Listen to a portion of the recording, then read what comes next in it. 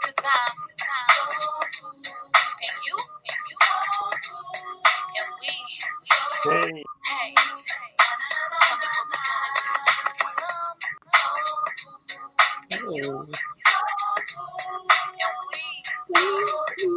Oh.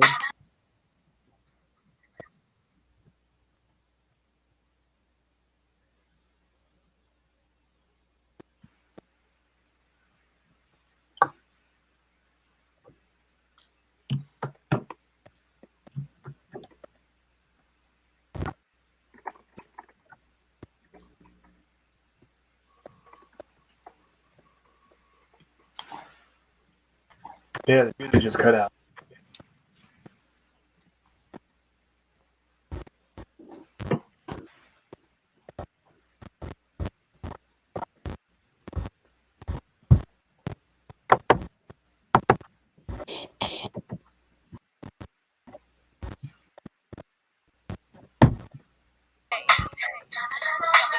Hey.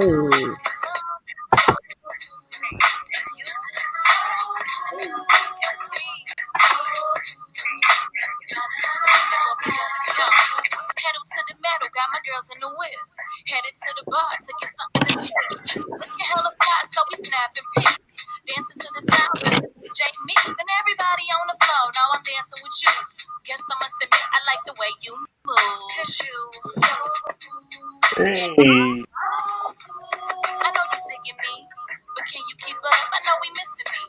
'Cause I'm like a drug, or like a relic that can never be touched. Yo, I'm like too hot for you to ever pick up. Yeah, and if you get me, better love me enough. Doing it right, but never doing too much. Yeah, I'm just telling it the way it is, just being honest. Tell me, can you handle it? 'Cause you Hey. Like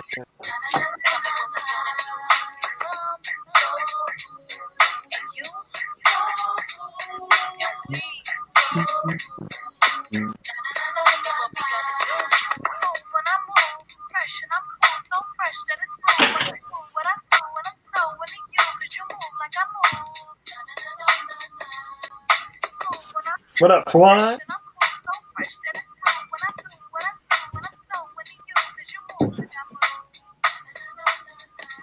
That was hot. So, yeah, I'm liking that. I like that. I like that a lot. Definitely liking that. Yes. I want to do a video. What's Shout up, out to everybody? L. Welcome Shout out to the Sparring Session. That was a video by Billy San Diego, Detroit's own. So Yeah, I'm liking Sir. that. y'all enjoyed it. What's up? What's up? What's up? We back. We on What's time this going week. on? It's the holiday season. As you can see, some of the homies is in the spirit of the holiday. I want to introduce you guys to Miss Tangerine, Hey. Jay on my grind, Ow, ow. Professor G, Hey, what's good, everybody? and the Bishop himself, Bishop. This Reverend Doctor. What's going on? Yo? All right Bishop now. in his All ass. right now. You trying to get a sexy voice. What's going on now? I love that. That's And awesome. I am How's Boog, everybody? How's everybody doing? and we do this every Wednesday right here on Groove Radio Detroit. Appreciate y'all tuning Yeah. in tonight. We're gonna have a good time. Yeah. I'm gonna turn it over to our moderator, Professor G, so he can get Hey. it going. What's Let's get going it. on? Let's get it. Right Let's get there. it. As right we there, y'all. proceed. I'm right here. As we proceed to right there, consistently y'all. give you what you need, it's Boog and Friends on this wonderful Wednesday Eve. So hope that you all are having a really, really great time. And of course, we are in the holiday season. Of course, you see this beautiful tree. You see Jay on my grind's beautiful tree. You know, Tangerine's got this wonderful sweater accoutrement that is on. Say that word again. I like that. Hey. Accoutrement. That's what I'm sticking. Accoutrement. That's what I'm going with. That's what I'm There you going go. with.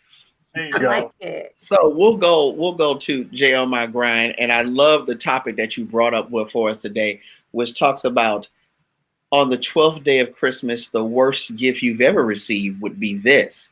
What's the worst gift that you have ever received in the holiday season? Okay. Let me take a sip of my hot chocolate out of my Starbucks mug Oh, because I'm wow. really So it's Oh festive. my bad. God. I was about to make some hot chocolate today, but I was too hot in this dangy sweater. Oh, I'm so mad. I'm so mad that the one that I wanted didn't have the marshmallows, so I had to get the regular plain one. Like I need marshmallows for my hot chocolate, okay? I had to find something to cool me down in the red cup. There it Ain't is. nothing wrong with that. Ain't nothing wrong with that. So, I remember vividly Oh, boy. as a child, I had several gifts under the tree, and I was so excited to unwrap each and every one of them. Sure. But I am telling this story for parents now because Christmas is around the corner, literally around the corner. Please do not wrap your child's batteries for their toys.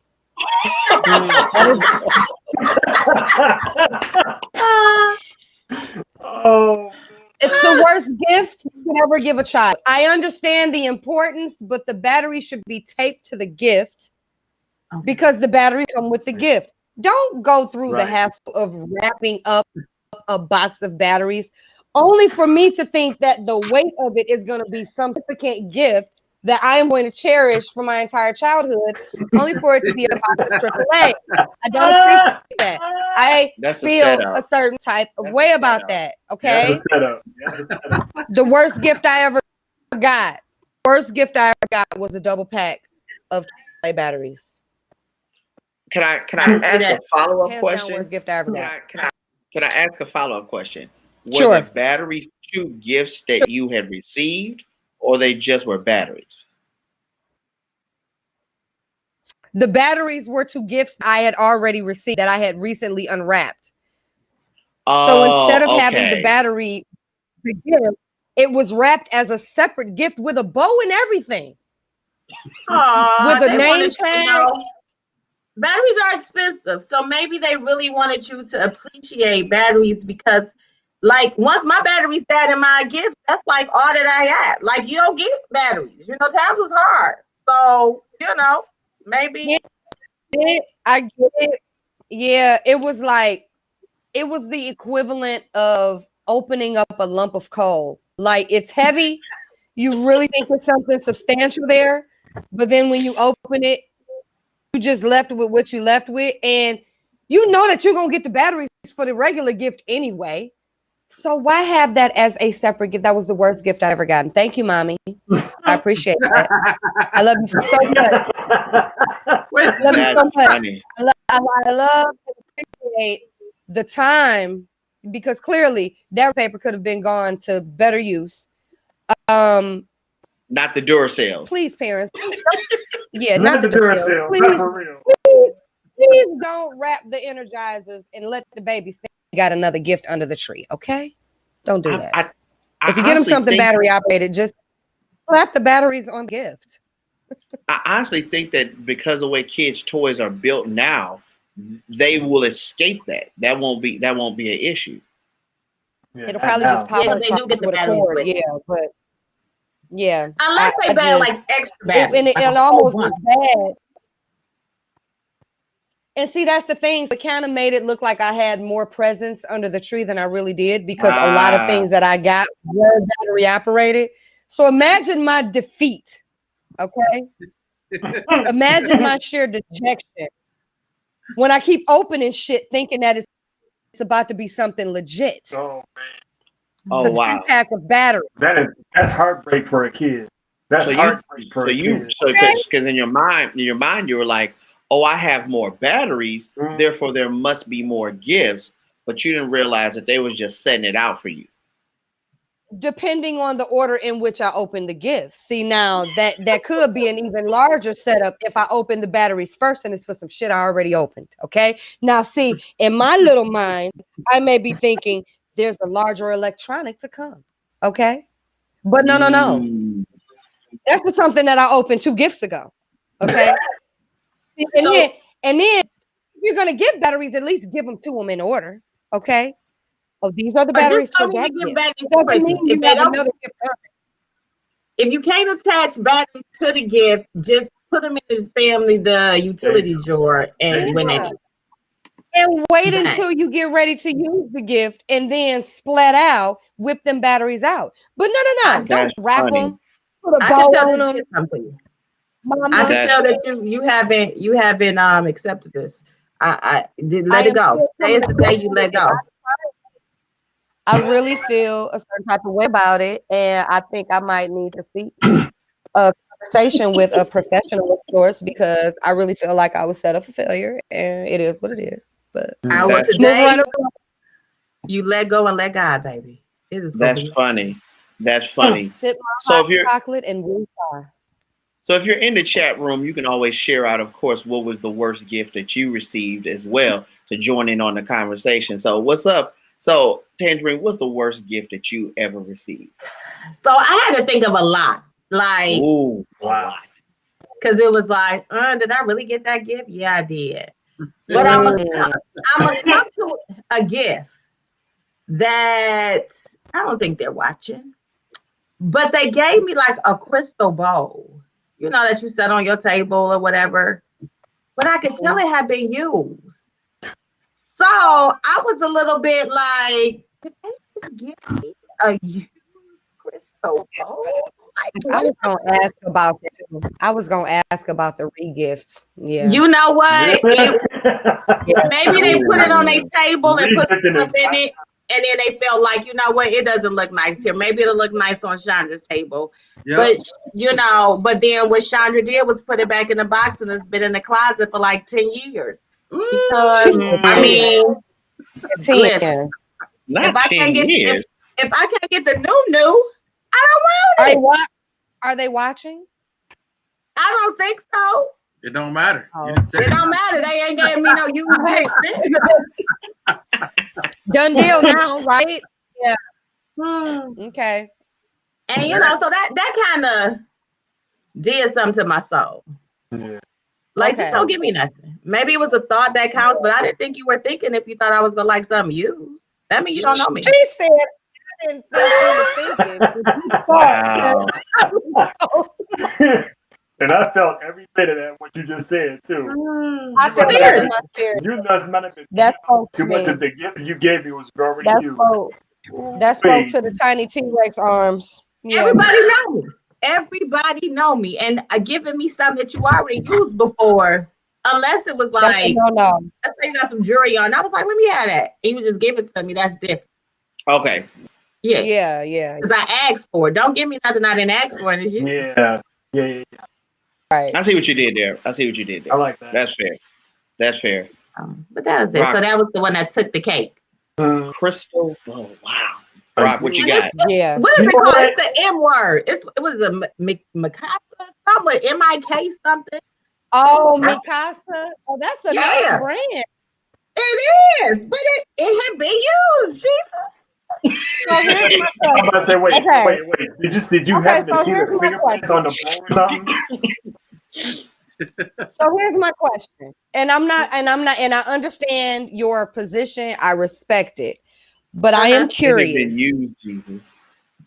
At any point in time, right? Like, had it been used or had it been used? Like, could you have thrown it? Like, could you have done a little shine up on it and then, Yes. like, maybe put fruit in it? Or so Yes. you were just strictly principle. I'm good. No, thank you. Yes. Okay, got you. I'm I solid on it. think my favorite part of this whole thing is that if you've got to fix your gift before it becomes acceptable, that's a badass gift. Yeah. Yeah. And not in a good way. And not in a good way. Y'all got me with this hat and this sweater on. I'm over here dying. I need to turn the heat down. Jeez. I mean, you blinging, sis. You I blinging. mean, you're giving us knit hat, you know what I'm saying? I couldn't find my Santa hat, so I bought this hat for myself for Christmas the other day from Nordstrom, so I had to wear. I couldn't Okay. find my Santa hat either. So the antlers had to do. I'm here for it. I'm definitely here for it. I had to go turn down the heat. She said, I'm about to go turn down the heat. You just hot, sis. That's all. You hot. HAWT. Okay, you hot. Okay, go ahead. Brock, what you got? Worst gift. What? Worst gift. I think The worst gift, I can't even remember, to be honest, what the worst gift I ever got was. But I'm feeling Jay on my ground just says don't attach the batteries. But with that being said, don't give me a gift that needs batteries and expect me to get to put the batteries in to make the thing work. I understand. I understand. Because I'm like, I don't care. I mean, yes. Yeah, I had one of the best gifts I had was a keyboard, but I had to go to the store to get the batteries to make them start playing the piano. Yeah. Or even better yet, back in the day, we all loved remote control cars or whatever. And I remember my favorite toys from when I was a kid was Volt. Was a remote control Voltron. Yeah. So I'm like, we had to wait to put the batteries in for me to make this thing work. And I'm an impatient 5-year-old kid with this remote control in my hand, like I want to play my toy. So, but the regifting is cool to a certain extent, depending on what it is. Like I'll accept it because it's the thought that counts, of course. That don't mean but don't give me a gift that needs batteries and expect me to give the batteries myself. Amen. Fair. Yeah, or maybe just install the batteries. I think it would do parents a service if they installed the batteries before the opening of the gift. Right. That way, once the were open, the baby could just go on ahead and start playing, and the batteries are already installed, and you don't have to worry about taking that little bitty screwdriver and trying to untwist that little bitty baby screwdriver and getting that little plate off, and then put, y'all know what it is. That's a lot. That's a lot of action. It's a lot of work. The toys are kid and adult proof when it comes to that little battery slot. So yeah, because it's like, then all of a sudden, you got to determine whether you need AA or AAA. Right. You already have all that figured out. Don't wait till the last minute and then try to slap them batteries on as a separate gift. So we got 2 rules. Don't give the batteries as a gift. Yes. And B, don't give a gift that requires batteries that you don't provide. So those are 2 rules. There you go. There you go. Okay? So I'm laughing because inside of our chat room, Irene says that she agrees the battery should be taped to the gift.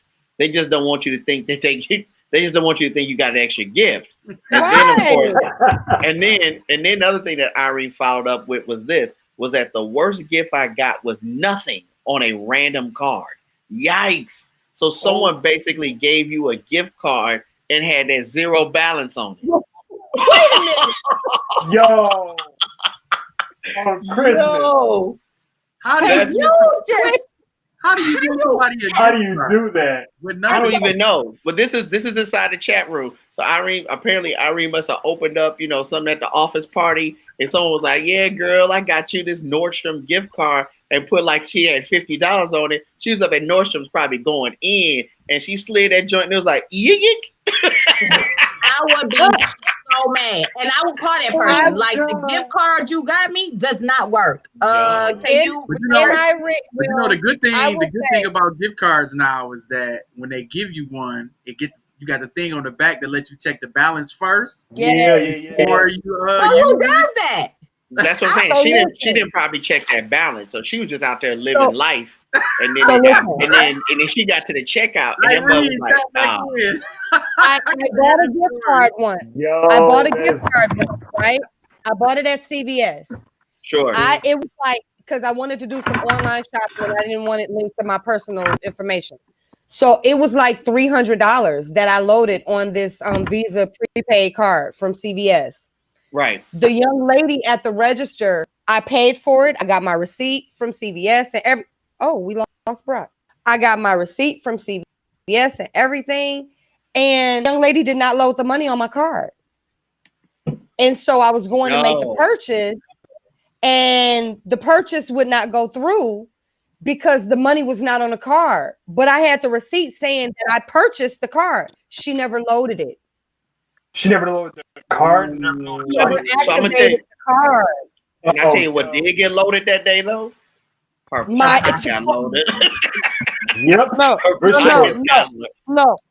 I was about to say some swear words on here. My temper My temper got loaded that day. That's what the hell happened. I'll tell you that. But it was an easy fix because I went back up there. Of course, her drawer was over that amount. And so they were able to make the transaction complete. But I still had to go through the hassle of that. But in the lady or the gentleman who purchased Irene's gift card, or Eileen, is it Eileen or Irene? Irene. Yes. Maybe the gift card was not loaded, unbeknownst to the purchaser. That's fair. I'm just trying to play seasonal devil's advocate, if that makes sense. Maybe they found a gift card on a dresser and decided to give it away since they had to use it. That's it. Maybe they thought there was something left on it, and it was all No, gone. I've done that before. I've done that. I get gift cards to Starbucks all the time, and I don't drink coffee, and I never go to Starbucks. So you just give them back. That's fair. I don't think that's bad. I don't think that's bad at all. Boog, worst gift you ever received. The worst gift I've ever received. I hate when people give me gifts that I have to assemble. Okay, explain that. Break that down. Okay. So, for instance, 1 year, like how many pieces? Yeah, like I asked somebody to get me a skateboard. You put the wheels on the thing. They sent the package, and it piece was by piece. It was a box, and inside the box it was like some more small separate boxes. Oh hell no! You had the actual board in one box. Then you had the wheels and the screws in another box. Then you had the stopper. You know what I'm saying? It was 2 stoppers in there that you had to put on either end of the board. They was in a different bag. So you had a do-it-yourself skateboard, basically. Bro. So you got like, no. It was a whole project. Like my mom, like, yeah, this your Christmas present. This from such and such, and I was like, thanks. That wasn't set you up. So it's basically skateboard of the month. So they gave you like one month they gave you the wheels. The next month they gave you a stopper. I get this skateboard again. Listen, bro. So like one of my other aunts saved my life because she bought me a skateboard and it already came assembled. Because the other one, I was just like, yo, like I'm not about to do this. Like I want a skateboard. You know what I'm saying? We went to the store, showed you the skateboard. You know what I'm saying? You have to buy them assembled. Why would you buy it?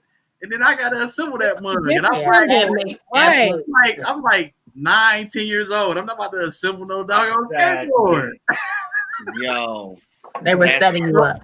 So even now, as an adult, I'm like, don't send me nothing that I gotta assemble. If you ain't assembling it before you send it, like it's so funny. Like, period. Because I would never send anybody a gift that you gotta assemble. Like, let's say if you wanted a bookcase, guess what I'm gonna do? I'm gonna buy that bookcase. I'm gonna put it together, and then I'm gonna wrap around that plug and deliver it to you. Yeah. Right. Yeah. Right. I ain't putting shit together. If you ask me for something that ain't assembled, you getting it and not assembled. So you better ask me for something that comes already assembled. That's funny. I'm just saying. You better pick it out yourself and just say, "Here, Chandra, buy this for me."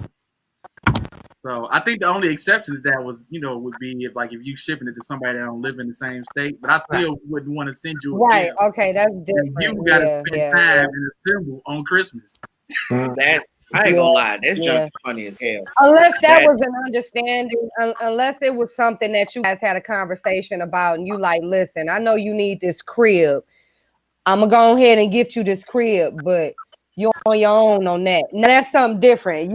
All right. So at a baby shower, if you buy somebody a crib, you're not gonna put it together. I feel that for a baby shower. For a baby shower, that's fine. I'm talking about for Christmas. Yeah. Christmas, I'm ready to use all gifts now. For real. Right. I have no patience for Christmas. Right now. Look. Not now, but right now. Yeah. Right. Exactly. So, Professor, what was your worst gift? You know what? This is a sensitive topic because, no, for real, it's sensitive. Okay, so I'm all right. Quick and dirty. He hurt. I'm quick and dirty. So I was dating this girl at this time, right? And I really went out of my way to give her a very thought out gift. So I got her a charm. Got her a charm bracelet of all the things that she loved, right? And it was, it was a nice little money on it, right? So I knew that she, unfortunately, recently that year, no, not that recently that year, I should say this. Basically, like 6-7 years ago, she lost her father. So I got her like a charm of a father's state. Very, very detailed gift. She got me a poncho. But let me explain why the poncho is such a bad gift. Was because she said, well, I got you a poncho because I always wanted us to go to Seattle. And I was like, so wait a minute, let's get this straight. You bought me a gift so I could wear it on a trip that I'm about to set out. She didn't make it to Valentine's Day. I was like, a poncho, did you ask for it? Was it Fendi? Was it like no? But wait, no. Did she understand the uneven value of the gifts? Like a charm bracelet don't compare to a poncho. Like, I mean, in all fairness, she didn't know that I was getting her this, right? But I'm gonna say this much: she gave me this like Reebok. First of all, it's Reebok. Ugh. She gave me this Reebok. She gave me a Reebok poncho, and she was like, it's black and gold, and I was like, Jesus, no, Jesus, that's not what we're doing. Like, were you often in the rain?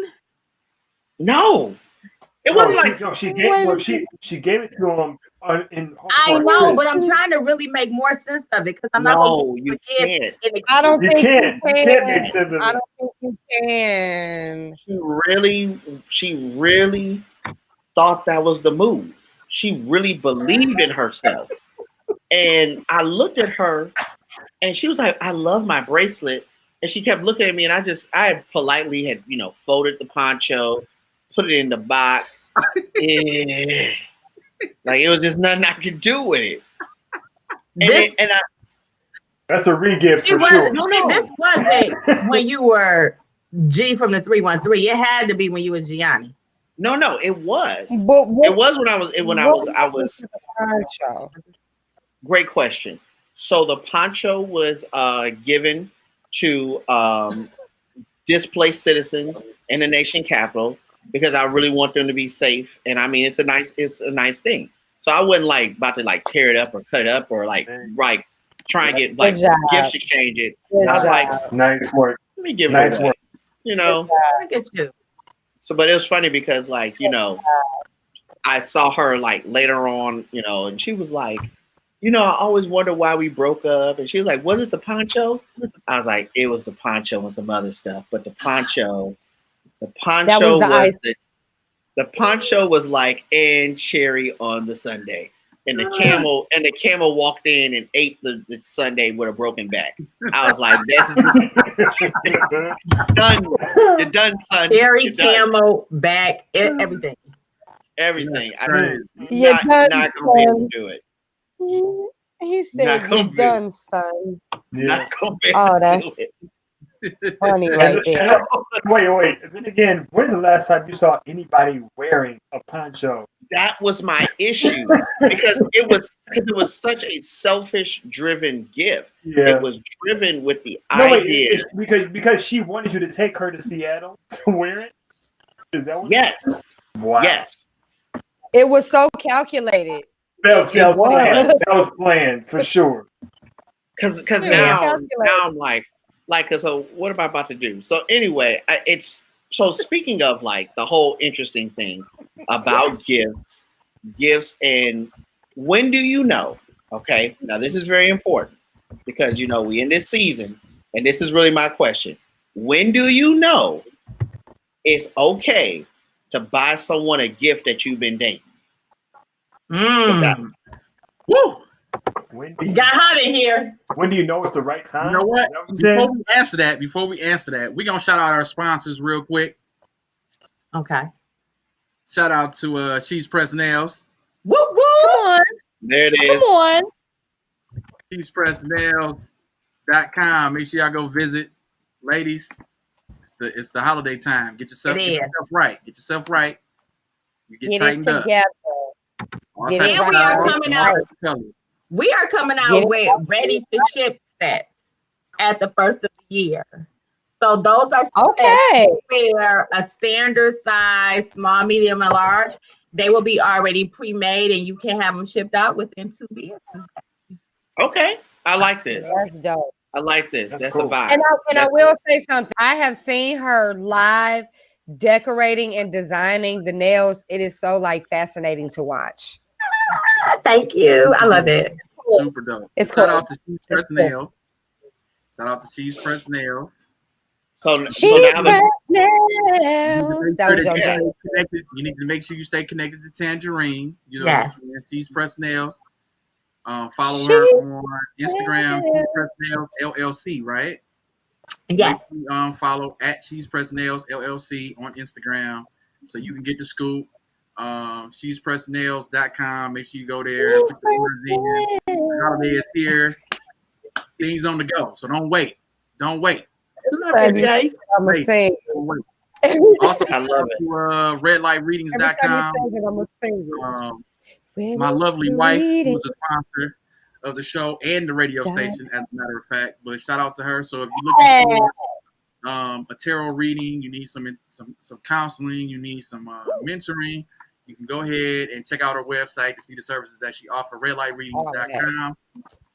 Also, I need y'all to show some love to my girl Jay on my grind. She has a fundraiser going on. This is the second annual Keeping Detroit Warm fundraiser. I need y'all to support her. Go to @KeepingDetroit on Instagram. If you want information from her about dropping off or getting items picked up, you can hit her up at keepingdetroitwarm@gmail.com. All right, hit her That's up. right. Yes, nice. Or Keeping Detroit on Instagram or Facebook as well. Nice. There you go. Keep Detroit Warm on Facebook as well. I have a candy cane in my face. I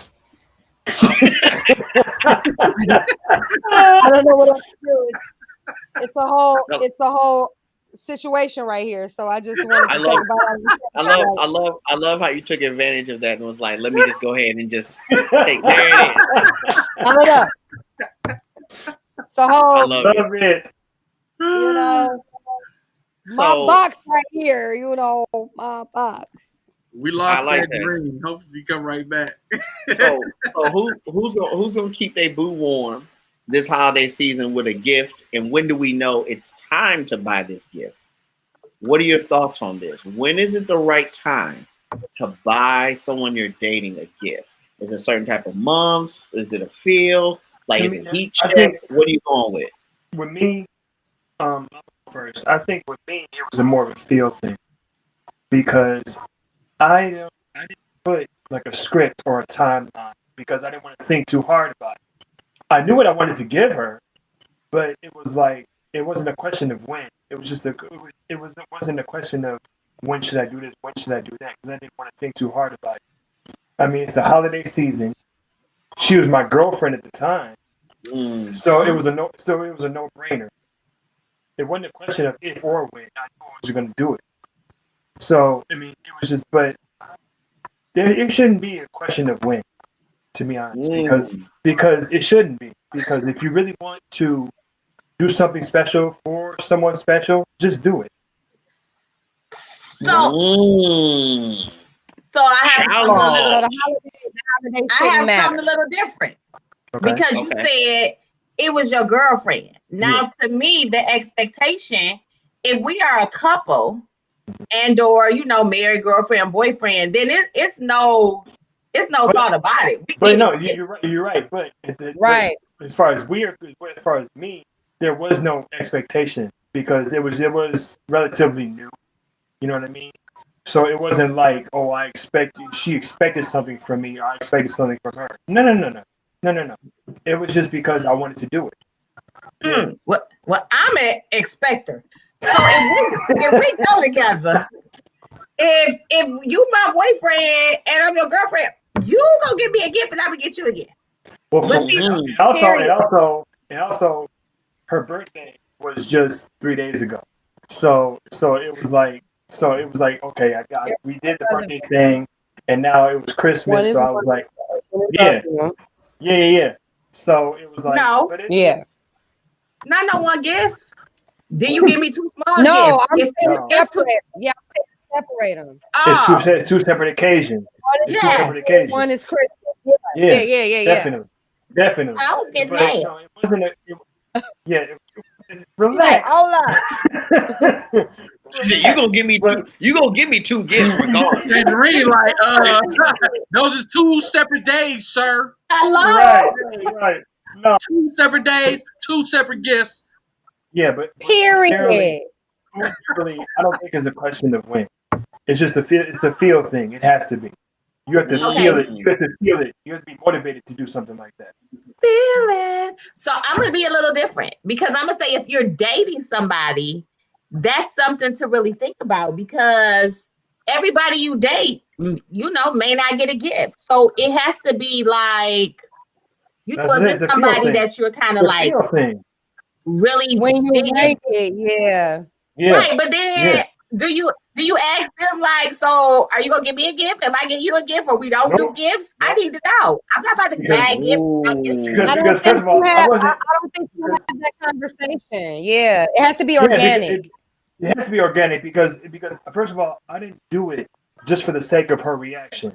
I wasn't doing it just to expect something back from her. Right. I did it because I wanted to do it. So I have a caveat to this. My caveat is you get a gift if we're dating exclusively. And I want to be very clear with that word because if I'm dating multiples, there is no gift winner this year. No. There's no gift winner this year. No. Even if you may be the favorite in the clubhouse, there is no gift winner this year.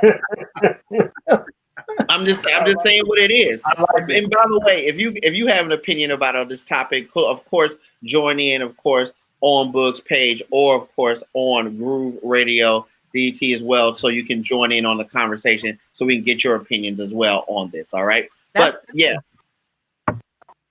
I guess I'm not really a multiple dater, so I wouldn't have to think about ABC. If I'm dating, it's typically probably it's exclusive. Yeah, it's got to be exclusive. And that's where, see, I'm kind of off the topic because I'm, mine comes naturally. So I better get a fucking gift. Get it, girl. I'm sorry. Get it, girl. I took it there. I'm sorry, y'all. My bad. You know what I didn't need these 365 days? I better get a gift. I better get a flim flam gift. I better get a flim flam gift. Yeah. I better get a flim gift. So it's not a time. It's not a time. It's a motivation. Yeah. That's what I'm taking the footnotes or the cliff notes from the conversation. It's not a time. It's a motivation. Yes. Yeah. Yeah. And it must live in it being exclusive. Mm-hmm. For sure. Mm-hmm. Yes, I would say that. I think. Okay, let me. I think your caveat is the most important. Definitely. Exclusivity. It has to be exclusivity. Now there are some people who will date multiple people and will actually get multiple gifts.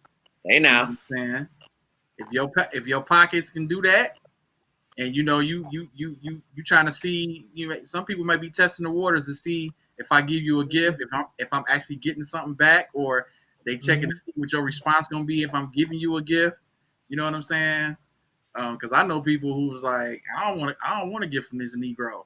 They end up getting the gift, and then they face be like what you? Then they all you might get a gift from a person you don't want to get a gift from because you don't want them to think it's nothing to this gift. Yeah.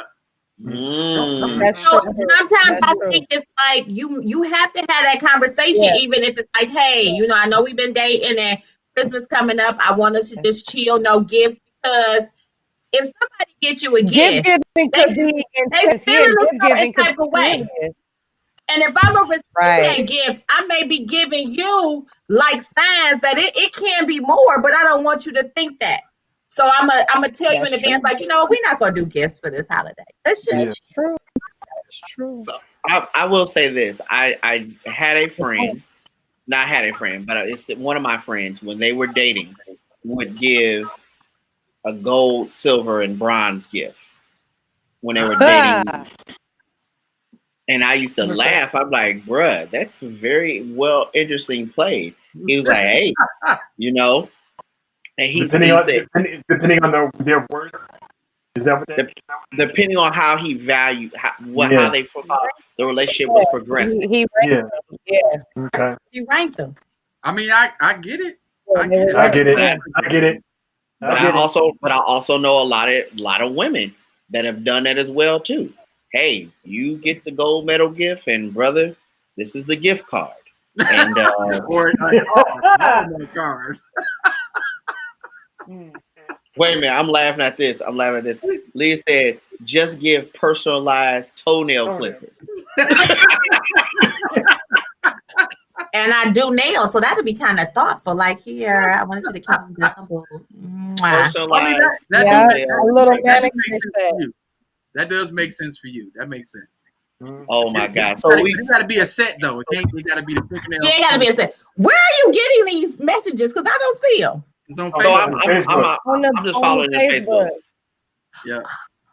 So those that's following my Facebook page, they're commenting in the comments. We also got people tuning in on the Groove Radio Detroit page. Shout out to everybody that's tuning in from our website right now, grooveradiodetroit.com/media, and my YouTube channel. Usually Ma Jones be on the YouTube channel. She ain't on there today. I know. I sent her the link. I don't know. Maybe she's asleep. I don't know. We played around 7:15, and that was the last time I talked to her. I straight up was ready for some commentary from Mama Jones. Yeah, especially about these topics. These topics should have been lit up. I've been looking. Every 2 minutes, I'm over here looking at the YouTube screen. Like, is she gonna pop up? Like, no. My sister texts like, "I see you in your ugly Christmas sweater," and it's funny because I really think this is cute, though. That's how I feel about mine. I don't mind ugly. It's like the T-Rex has little arms, so his sleeves to his ugly sweater are too long.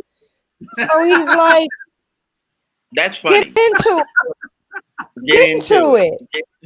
His sleeves are long. See how they're hanging over? Because his arms are too short to box sides. So his Christmas sweater sleeves are hanging over. I was waiting. I love that record. He can't do it. So from ugly sweaters to gifts, we've talked about a lot of really great traditions during the holiday season. So I guess we'll go into Brock's question, which is, what is your favorite family tradition, or just favorite holiday tradition that you all that you are looking forward to during this season? Well, for me, it was always like, well, aside from the pandemic and everything, it was always that family get together. Whether it was the Christmas Eve, gift exchange, or it was Christmas dinner the day of. We always make it a point to see each other and spend that time together. Because we don't see or hang out or talk to each other as often as we could throughout the year, we made it a point for the holidays to spend that quality time together. So it was either the gift exchange the night before or the dinner the day of. That's always been my favorite tradition. That's a good one. Okay. Well, I'll go. Yep. My favorite tradition has been on Christmas Eve. Like, after I realized who Santa Claus was, on Christmas Eve, me and my family, we would do where, like, maybe at like 11 o'clock at night, we'll start singing like Christmas carols. Everybody get a carol. We do like a prayer. And then at midnight, we open our gifts. Because we didn't have to wait till, in the morning. Because I like that. Santa was. So it's funny because now my sister has kids, and we started that tradition with her family as well. Because, when her boys were younger and they loved Santa Claus, we didn't open the gifts. We just did it maybe at 10 o'clock so they can go to sleep. Right. But now that everybody's older, I look forward to Christmas Eve with my family around 8 o'clock. We eat, drink, and be merry. At 11 o'clock, we always pick out the song. And can y'all tell me what song do I always lead with? See who remembers. What song do I always lead with? And Dancer and Prancer and Vixen, Comet and Cupid, Donner and Blitzen. But do you recall? Do you know the reindeer of all? Rudolph the red-nosed reindeer. I like how we get this all these shoulders, but that's hilarious to me. So, literally for 30 years, every year for 30 years, because we started this when I was 10, I always lead with that song. And then we open our gifts, and then we just wake up at a regular time on Christmas and do breakfast, and everybody go on their merry way. Nice. That's cool. That's nice. Cool. Yeah. What about you? I was going to say, Jay, go ahead. It's like a 2-day event for me. So Christmas Eve is the immediate, so it's me, my parents, my sister, brother, and all my nieces and nephews, all the little babies. So like the greats are now, you know, old enough to start getting gifts, and we usually do just like the one gift exchange. And then my father's side of the family is rather large, and so normally the day after Thanksgiving or around Thanksgiving, we would draw names to pull for our Secret Santa. And this year, I don't want to get emotional about it, but this year we aren't able to do that. So it's a little rough, especially after losing a family member. So lost my aunt earlier this year, and so we kind of are craving to get together as a whole family, but we know that we have elderly people in the family that we don't want to expose. And so, you know, we did make the decision to just forego Christmas this year, which is super, super hard. But normally we would potluck at somebody's house, and we rotate each year. And then the entire family comes out with their potluck meal and their gift. And then we also do like the aunts and uncles do like a big old trash bag of socks or gloves or, you know, trinkets and things like that. And then we'll all reach in and grab something. So we all still come away with something in addition to the one gift that we intended to have for our person. And okay, y'all having sidebar combos, and we listening, and then though. my one cousin, I know y'all are talented, and my one cousin, she goes above and beyond every year, and we do a huge raffle where she raffles off really, really good gifts, and then we do like a 50-50. So it's a raffle. We buy tickets. We raffle. That's cool. Gift card. That's very intricate. I love that. Y'all put a lot of thought into that. I like that. So it's huge tradition. Shout out to all my cousins, my family. We put it down every year. So my cousin starts the day after Christmas, and she shops the entire year collecting gifts for the raffle. She has a gift card section. Then she may have some jewelry. She may have some glove sets, maybe some watches, other things, candles, lottery tickets, all kind of stuff. And you can get a $1 ticket, which is blue, or you get a $5 ticket, which is red. And then after we've all purchased our tickets and all of the gifts are gone off the table and we've raffled all the gifts off, the final gift is a 50-50 raffle. And then my cousin keeps half of it because she's been buying stuff all year. And then the other, you know, of the ticket, you know, they get the other half. So that's a tradition that we have that I'm kind of bummed out because, you know, lately I have been winning some good gifts, you know, but yeah, so we have a really, really tight-knit family. And so I'm really bummed out that these traditions kind of had to push pause this year because really do look forward to being with my family. We loud, we laugh, we love, we eat, we be merry, we exchange gifts. It's just for a moment we forget what's going on with everything else. That's true. Absolutely. That's true. Yeah. Absolutely. Yeah. Hey, so on Mixcloud, Mama Jones just checked in. She said, "Hey, family." Yay, Hey, Mama Jones. So she is participating in the chat on Mixcloud. So shout out to everybody that's tuning in on our Mixcloud channel. Shout out to everybody that's tuning in on Facebook. Hey, Tangerine, where Mama at? she just Yo, popped in. Mixcloud. She is viewing on Mixcloud right now. So shout out to Mama Jones. You're fancy, Mama. That's what I'm talking about.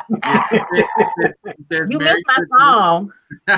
She says, Merry Christmas to everybody. So thanks to everybody that's tuning in, whether you're tuning in via the website, GrooveRadioDetroit.com, or if you're tuning in on Facebook, Groove Radio Detroit, or on my Facebook. We're also on my YouTube channel, youtube.com/C/DJL Boog. So we appreciate y'all. Although this, we got people tuning in on Twitch right now.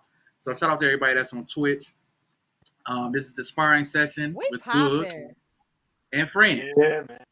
So we got Brock, we got Tangerine, we got Jay on the grind, and we got Professor G. And we really appreciate y'all tuning in tonight. Big ups to all of y'all. Happy holidays. Yes, sir. Hey. Who up Can next? I say something? Yes, Tangerine. Who up next? I just want to shout out my sister Kyra and the Delta. She having her Delta anniversary. So for 112 degrees, happy Delta-versary. Hey. Nice. All right. Shout out to all the Deltas. My wife is a Delta too, so shout out to the Deltas. All right. You know, she's my sister. But she Yeah. might know her from middle school. But yeah. See, Nice. So shout out to my wife for tuning in, and also, like I said earlier, for sponsoring. So G, you want Thank you.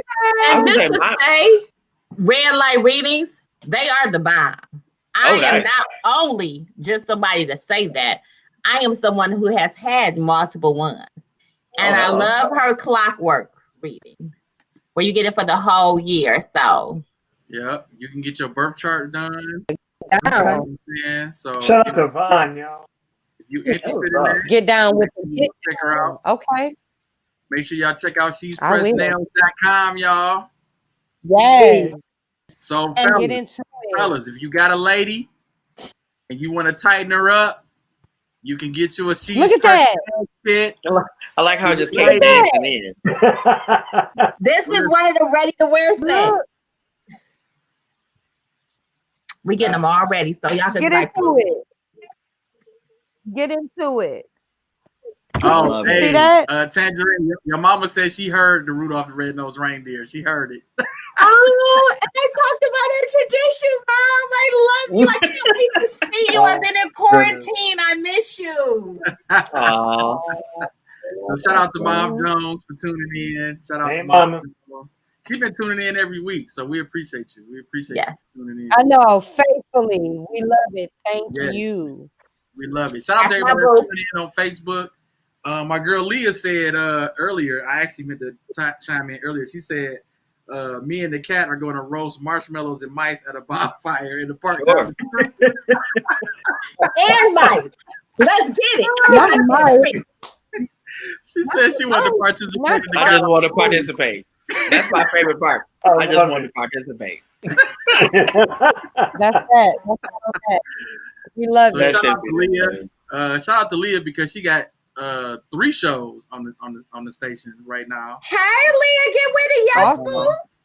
Vibing in the D with Lily, All right. which is every Friday at 8 p.m. She also does a lunchtime chat Monday through Friday from 1 to 2.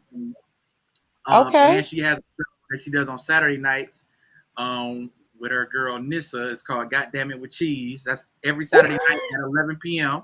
I like that name. Nice. Yeah, so make sure I y'all love follow her. that name. I'm going to have to check her out. That title is I'm going to have to check her out. I like that Yeah. goddamn. What is it? Goddamn it with cheese? Yeah, so you can Yeah. everybody that's tuning in, if you want to know the other shows on the station, you can go to the website. It's right there below me, GrooveRadioDetroit.com. Just go there. It's actually below me. Yes, on the homepage. There it is. On the homepage, you can check out the Let's list of be logistically precise. that are weekly and daily or whatever. So you can get all that info right there on the website. Let's be logistically precise. It's below me. Thank you. There it is. There it is. I love that part. Love that part. Shout out to Mama Jones. She said she want to donate. So I'm putting my information on the screen for Mama Jones. It's offering time. Bring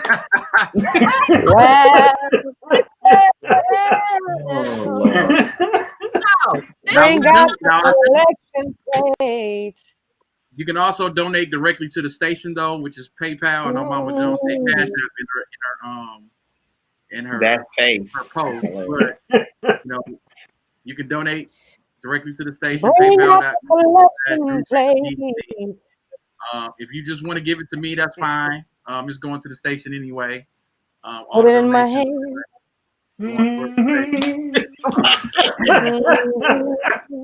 Anybody else? Mute her. I am about to mute her. I shouldn't be laughing at that. Put it in my hand. That's so funny. Anybody else that wants to support the station, you can do so actually by subscribing to our Mixcloud channel. It's $4.99 per month. You get access to all the shows, all the recordings and everything. You get to download them. You can actually download the Mixcloud app and then follow us. Make sure you turn your notifications on. Starting next week, we got music that'll be playing throughout the day, starting at 10 a.m. in the morning until midnight. So in between shows that are on the station, you will now be able to hear music all day. And then in 2021, we're going to be 24/7. Yes, sir. So for everybody that's in right now, that's supporting the station, supporting this show, and all the other shows, we appreciate you. Thank y'all so much. Guess what, Boog? Yeah. If anybody say when your show gonna be on, you can tell them Monday, Tuesday, Wednesday, Thursday, Friday, Saturday. Monday, Tuesday, Thursday. Oh, sorry. You went for it. Because you went for it. That's why. That's why it was so great. Because you went for it. I love it. I love Hashtag it. Mom, I want a computer for Christmas. Thank you. I love you. This is why Tangerine and Jay on My Grind is on the show. That's it. Random song. We already know they about to be lit.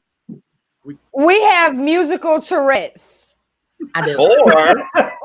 Or know a good song. Yeah. And we just break out a random song for no reason at all. Or a movie quote. But that was for a reason, because he's going to be every day, and I didn't know a song that had 365 days. Wait, 365 days in the year. Yeah, I want to say, Shout out to Anita Baker. All I want to do is we could have also did 7 whole days. I knew you were going to do that. I knew you was going to do that. You got it as 7 whole nights. Come on now. I can't take it, won't take it. No, I'm sorry, Gianni looking like, be quiet, lady. No, because I'm laughing because everybody's Tony Braxton's the same tone. Is the same. It's the same tone. Soon as people start doing Tony and Braxton, they start touching their ears and their hair and body rolls. Yeah, that's what you got to channel your energy. So now me and Brock is out of place because all of y'all in Christmas gear. Darius on here talking about where y'all Christmas clothes at. Right. First of all, official thing. That's funny. We know who the Scrooges are. We had a production meeting. We voted. Some people was like, I don't care what y'all vote. I am not a Scrooge. I am not a Scrooge at all. And you know what? Matter of fact, I'm about to go and get my T-shirt right now. Where you at, Brock? Right you better put some red or green. You gotta go. Fine. All right. I'll be right back. Since y'all asked. Yeah. That's funny. Only almost done with the show, though. By the way, you said we're going past 10, right? By the way, this is live radio this is live TV at its finest. Can't get no live. I'm gonna go ahead and do mine since they're gone. My family tradition that I absolutely love is my dad is the king of making eggnog. I love eggnog, and mind you, it's literally eggnog milk. You know, he gets from the grocery store, but I love eggnog ice cream. So he mixes it together. Yes, Baskin Robbins has it, and it's seasonal. So like, soon as November hits, it drops. So he mixes it with nutmeg and Do it have the Christian Brothers in it? No Christian Brothers. No. For him, it's because my pops doesn't drink, so it's very However, when I make it, it's called Douce Nog. So it's the Douce, get it? So you go little Douce at the bottom of it. Then you go eggnog ice cream. Then you go milk. Then you go little Douce. And then you mix it together with the spoon. Then you put the little whipped cream, boom, boom, boom, boom, and it's good to go. So I think when you do 2 little Douces, that's a lot of Douce. Too little. You gotta have a lot. Ooh, look at yes. No, I'm saying I think when you do 2 littles, that equals a lot. So here's the thing. So the thing is that you with that good stir through, you don't really know what you done got yourself into. That's my point. That's my point. Right, it's the bottom and the top layer. It's the bottom and the top layer, and then it's like it's too late. Yeah. Right. Mama, so, remember this. We might do this on Christmas Eve because I'm always in charge of the drinks on Christmas Eve and Christmas. So this could be like a dessert drink, and then I can make sure I do like a cognac drink if they don't want this. So we stick with the same liquor. Only when I'm feeling a little fancy. Only when I'm feeling a little fancy. I'm always fancy, baby. So I go cinnamon stick straw, or go a little cinnamon stick straw. Darius. And then go and then go like with the roll cookie, little pinafore cookie, and use that as the straw as well too. My sister got cinnamon sticks because she made some bourbon drink with cinnamon sticks and peach stuff. Mom Jones said, write it down. Mom Jones said, write that down. And she know I got my stuff right here. Right down. But yeah, eggnog is always fun. It's harmless. Eggnog is the best, bro. Yeah, now mind you, I'm not a fan of Pennsylvania Dutch. I feel like Pennsylvania Dutch is like dangerous because you can mess around and drink Pennsylvania Dutch. If you drink Pennsylvania Dutch, I feel like it start whispering to you like stuff like "Go fight the police, call your ex-girlfriend and tell her why she ain't nothing." Like you can't be really drinking too much Pennsylvania Dutch because he'll be talking to you. Right. So you gotta be careful. Gotta definitely be careful with that. So speaking of careful, right? Of the 4 major sports, the NBA was the most careful. Having very limited COVID cases, really going out their way to make sure their players are safe. Their season just ended really not that long ago. However, back on Christmas Day, they're back at it. And I guess I want to go right to Boog with this. As far as Christmas Day games, you tuning in or not? What you doing, Boog? Well, typically the NBA games on Christmas is like a tradition, for my family, especially like on my mom's side. Like we all big sports fans. So all the games that are on, we're typically tuning in. The only difference this year is that we're probably not going to be doing it together. Because we're usually like packed in the crib. It's like 20 of us, what I'm saying, watching the games. You know what I'm saying? We either at my grandmother's crib or we at one of my uncle's cribs, and we had like 2 places in the house, and both rooms with the TV is packed up. You know what I'm saying? Right. So that's the only thing that's probably going to be different. You know what I'm saying? But that's definitely our tradition. You know what I'm saying? It used to be the basketball games along with whatever college playoff games were happening. College playoffs usually would start like right before Christmas, you know what I'm saying? Like that first, second week of December. And so there was always a college game on Christmas Day as well as the NBA games. And so I'm definitely going to be tuning in to the NBA games. You know what I'm saying? I'm just probably going to be doing it solo. That's all. That's real. That's real. Yeah. Brock, what you got? Are you tuning in Christmas Day game? Yeah, typically I always do because the Christmas Day games were always like highlighted matchups of the season because they always featured the two teams that just came off the NBA Finals and like 2 or 4 other high-profile teams, right? Which were with really cool matchups that you really would get during the regular season.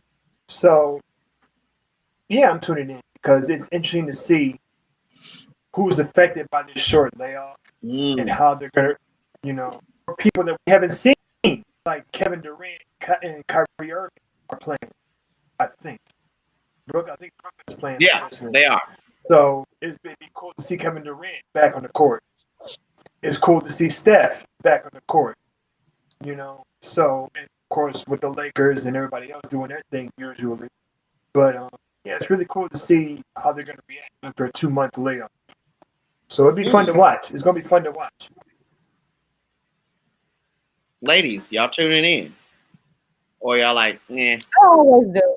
No, I always do. I'm a sports fan, so I watch football, basketball, baseball. If it's on, I'm going to be watching it. But it's just different. It's a different feel this year. And I know we talked about that. Yeah, we talked about that in a few shows past. But I will be watching. I mean, I can't say, I don't really know what I'm going to be doing because usually the holiday would be spent doing the thing in the morning, then getting ready to go to the family's house. And then the game would be on while all the festivities were happening. Mm-hmm. You would be watching it and eating and talking. And so I don't really know how this year is going to play out. I mean, I'll be watching something though. I will be watching something. I'll say this: seeing preseason minus the fans, I didn't, and because in the bubble I kind of understood there would be no fans, right? But now that I'm seeing people via this world of people actually playing in their home arenas, they're not visually seeing those people in the stands. Makes the optics are really weird for me. Mason, really weird. I was talking on Facebook not so long ago with Mason, and he was like, he told me how weird it really feels because you remember Mason back when the Pistons won the title, and you know how great of an announcer he is. Excellent announcer. It's kind of hard getting his vibe in an empty arena.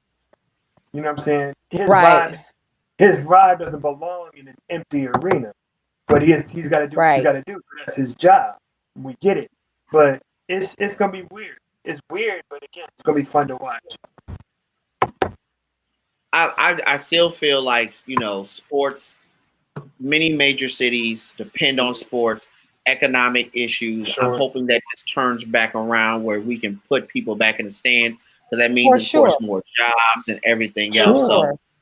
I'm praying inside of this 2021, sports can get back to normal, mainly not for my selfish sake of seeing fans, but because I realize the economic dominoes that follow along with it as well too. So I don't think it's going to happen until probably April, May.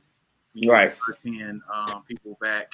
Well, I know that Kansas City, as far as football is concerned, Kansas City, they allow like 20%. So they had like 15,000 fans at their last home game. You got. Yeah, Buffalo did too. Yeah. Some teams that are they're basically testing the waters by doing that. Mm-hmm. Right. Basically, every professional team is at the owner's discretion to sell the ticket. But of course, you got the 20%. You know what I'm saying, of capacity that's allowed.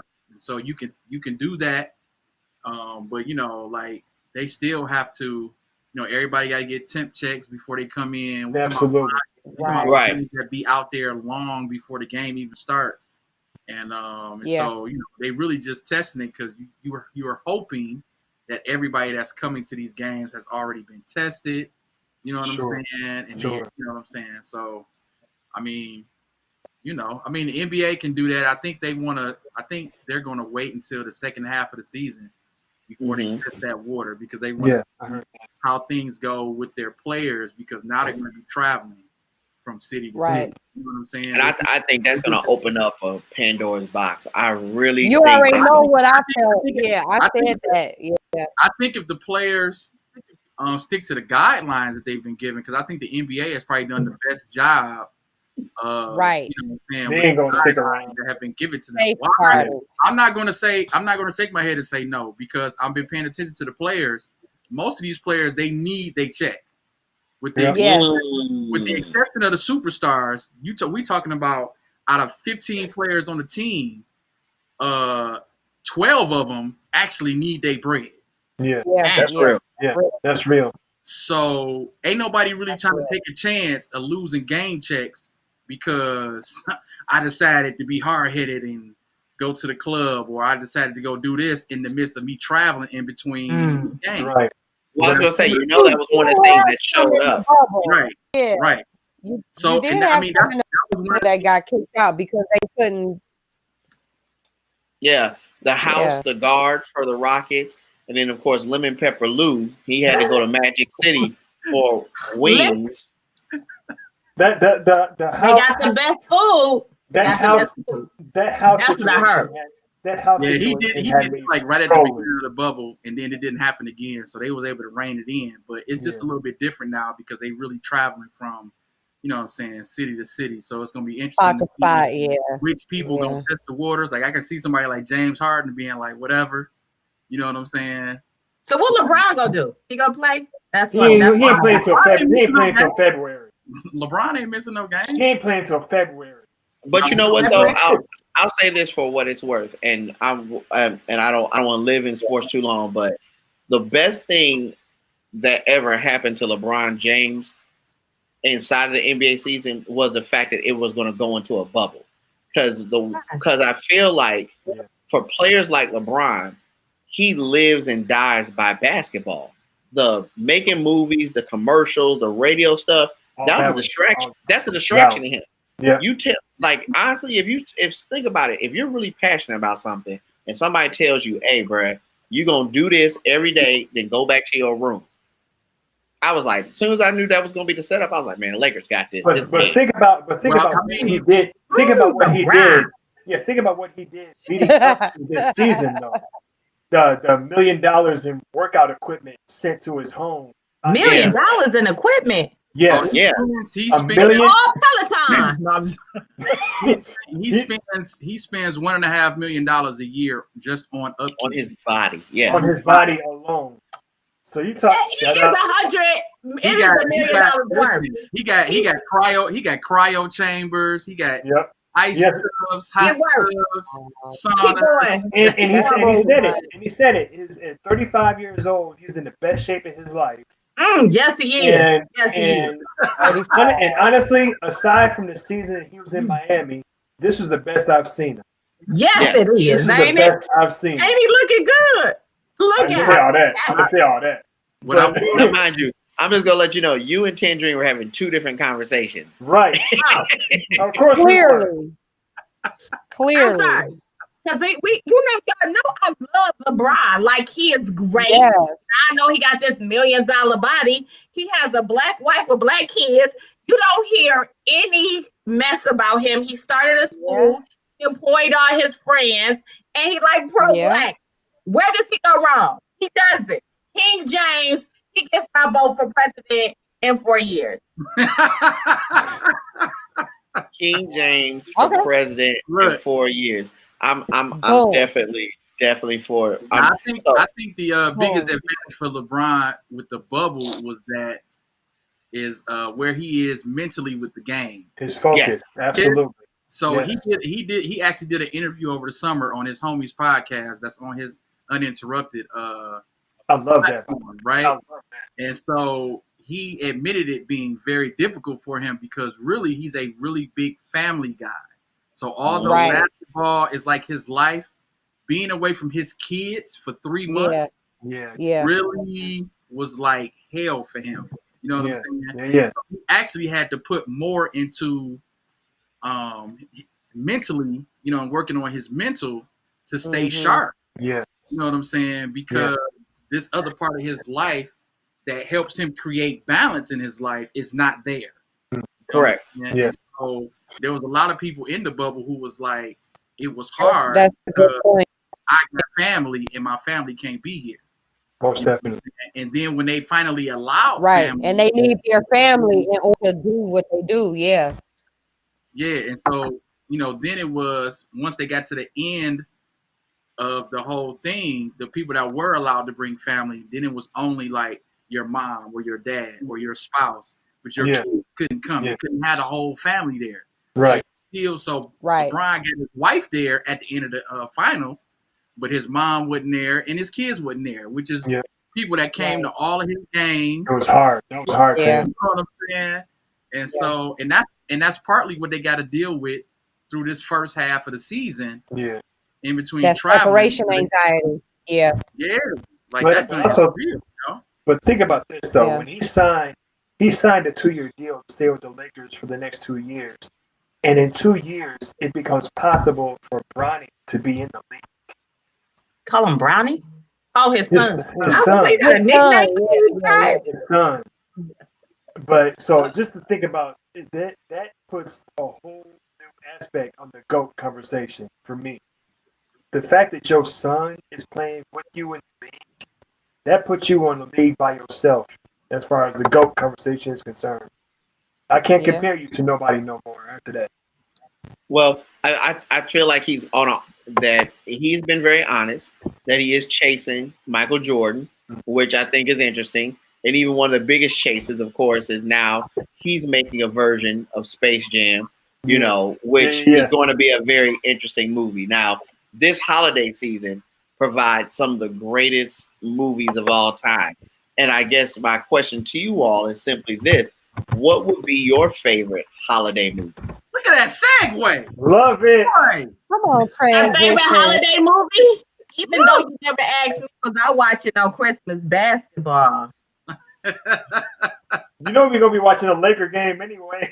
No, I'm not watching. I just want y'all to know I wasn't watching unless whoever I'm going to be with will be watching, but I'm not watching. But what was the question? You ain't about to come into LeBron. You're not watching a Laker game? No, LeBron wasn't playing till February. The Lakers are playing on Christmas Day. On Christmas Day. Don't listen to Brock.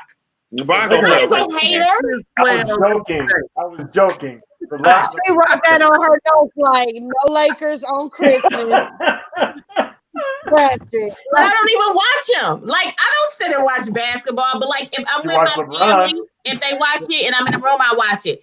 If I'm with somebody and they watch it and I'm gonna watch it, I'm not just about to flip on the TV though. That's not my life. I'm like a fan, but not a watching supporter fan. Like I don't Got you. Got it. Okay. So what movie will you be watching instead though? On Christmas? Yes. The movie I've watched 3 times this week, and I hope it comes on again. The Color Purple. And I did tape it. I hope it comes on. I love it. I taped it when it was on TV, although I've seen it a gazillion and 10 times, because I wanted to sing the songs and say the words as the movie played. It's something that brings me joy. So if The Color Purple is on Christmas Day, I would be watching that. Other than that, I don't care. Okay. So that's your holiday movie, is The Color Purple. And your face was the face of judgment. Don't judge me, Gianni, because I just have never heard of someone picking The Color Purple as a holiday movie. Yeah. That's why I was like, whoa, that's interesting. It's been on 3 times this week. No, is it a Christmas movie? Is it a Christmas movie? Is it a But she's like, oh, Sophia home now. Things gonna change around here. Sophia, you don't want to carry facing to me. Sitting in that jailhouse about to rock. Did I ask you for anything? I never even asked you for your sorry ass hand man. Wow. There you go. That ain't cut. Insane. Listen, your mama just said you can recite the whole movie. The whole movie. Me I and can her too, watched yeah. it while we talked on the phone. We on duo watching Color Purple, and I'm singing the songs and everything. What's Sophia? So, No, where Miss Cindy? I think that Dave missed us. I think it can be classified as a Christmas movie because some of the setting, even though it do some seasons, is based during Christmas. Remember when Miss Millie took Sophia over there Christmas and they had the gift exchange and all of that stuff? Oh, no, Christmas was occurring, yeah, you know. But yeah. This is interesting. What's the movie? I love it. Yes. The Color Purple. Huh? What's the movie you said? She was talking about the I was talking about The Color Purple. Show miss all that. Okay, sorry, Mama. She was saying the setting of the movie, like it took place during wintertime. You know what I'm saying? When he was talking about getting gifts and all that stuff. Yeah. When she was scared to get out, Miss Millie was scared to get out the car, and Miss Sophia had to drive it Right. out again. She was like, "No, I'm scared." She was That's what I was saying. Yeah. And the little girl came out there and greeted her and welcomed in, and then the daddy in there and they drinking. He might let you sweep out the caboose. You in this knowing this movie is hilarious to me. I I love it. I love it. This right here is for Miss Sophia. It's called Miss Seeley's Jam. Miss Seeley's Blues. Miss Seeley's Blues. Miss Seeley's Blues. All right. You've been all right. I've learned something new. Now it's gonna make me watch it during Christmas. You've never just watched it 100 times in like a week? No. Gianni. No. I mean, I like the movie, but for me, it's like it's moments in there. It's like, hey, fam, it's a little dark. Yeah, man. I'm not gonna be able to do it. Not gonna be able to do it. A little dark. Like I said, fine with me. Now, mind you, there's one thing. There's one scene in that movie that I don't care what's going on. Do right by me. No, that's not even it. My favorite is that fool, Danny Glover, being a championship rock thrower. And that is like the funniest thing. You get out of here! You get out of here! Like that. You're like, no!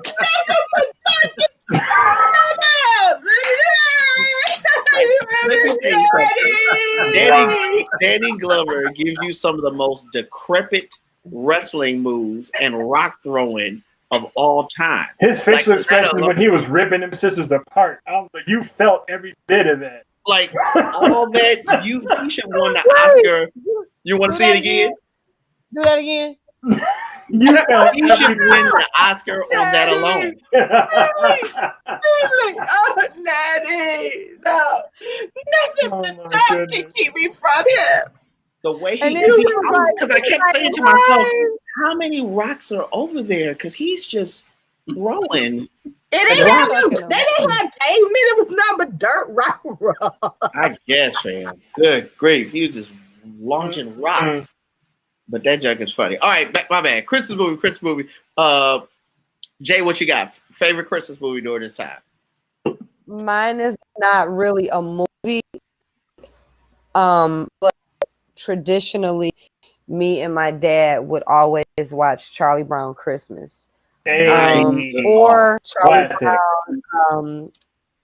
We do Charlie Brown Halloween, we do Charlie Brown Thanksgiving, we do Charlie Brown Christmas. So whenever I hear Christmas time is here, like I get so geeked. Like when they said that Charlie Brown was not coming on this year, I almost kind of shed a little tear. I was like, what more can 2020 take from us? I'm not understanding what the relevance was. Would you take off Channel 7? It's on ABC since slavery. Why would you take that off now?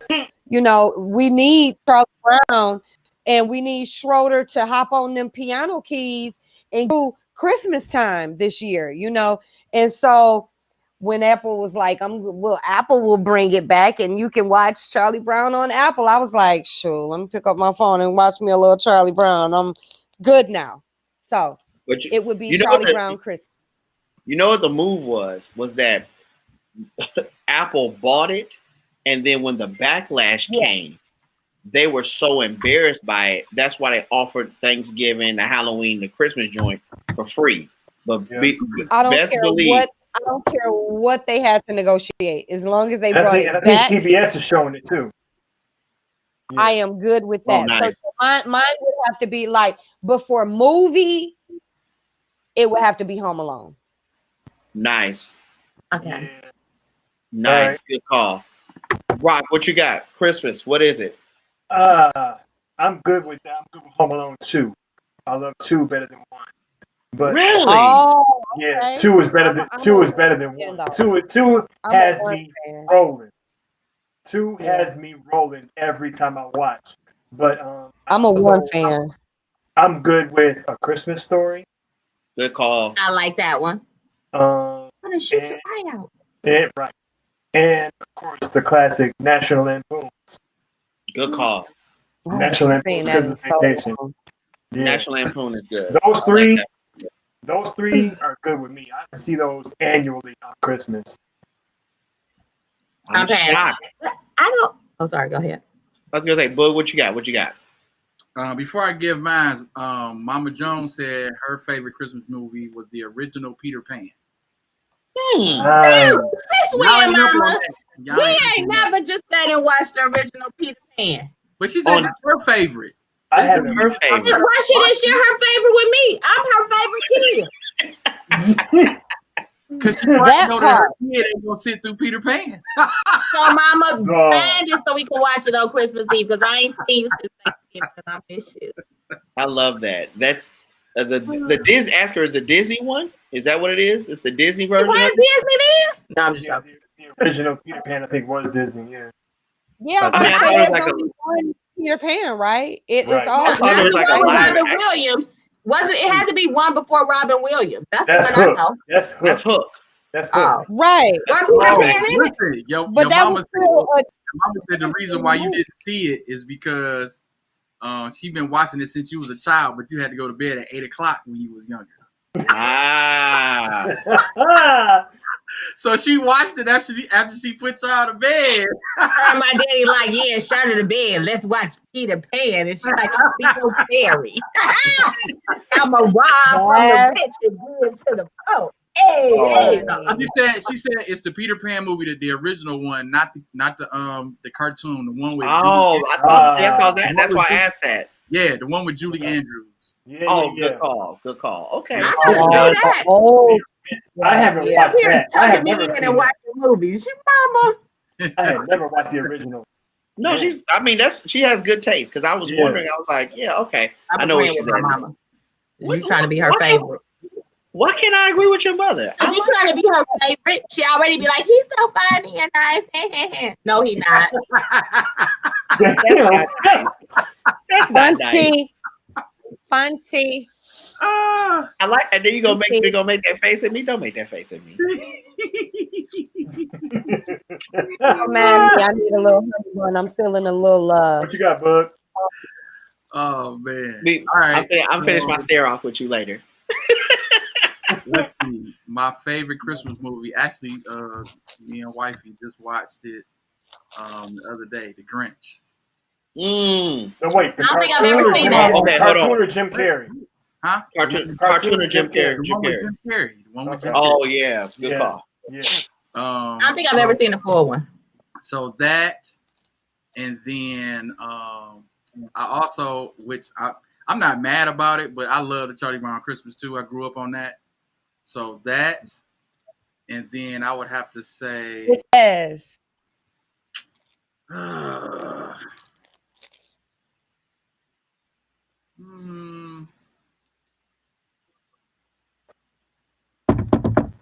What's the movie with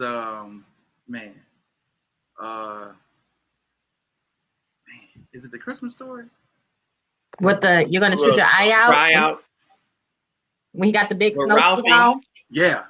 That's a Christmas story. Yeah. Okay. I like that. So those my favorites. Is the Goonies a Christmas story? I watch those every Christmas. You know what I'm saying? Is the Goonies a Christmas story? No, it's not. But I love it. Great movie. Great movie. I love it. I have the Goonies. I have the Goonies on DVD. That's classic. I do too. I love Hey, them. you Oh, guys. my wife said she said National Lampoon's Christmas. National Maybe I Lampoon. don't really watch Chevy Chase. That's him, right? Yes. You will laugh. That is classic Chevy Chase right there. It is like it's all type of just falls and gags. It's Chevy Chase I've at only his best. seen it once. Yeah, I've only seen it once, but it didn't stick to me. Oh, and then after the three that I gave you, of course, all the Home Alones. Like I like all of them. They got more than I two. don't know. One is my favorite. They got 4. Macaulay Culkin was only in 2. Yep. One is my favorite. Okay, I'll put it like this. I like the first 2. Yeah, the first 2. Nice, well played. Can we watch This Christmas with Chris Brown? Because I like to sing in there too. That's one of my favorite Christmas movies now too. Like that and the best man. Best Man Holiday. Yep, the Best Man Holiday. The Best Man Holiday. Absolutely. Hold on. I forgot one. The movie with Queen Latifah. When she Last Holiday. Yeah, the last holiday. I'm actually in that movie. I love that movie too. I'm in The Last Holiday. That's funny. Are you? Wow. Yeah, I'm in the church scene. Wow. I'm in the church Are you being scene. serious? I'm being dead serious. Dang, we know a celebrity. I'm in the church scene. I just want an autograph.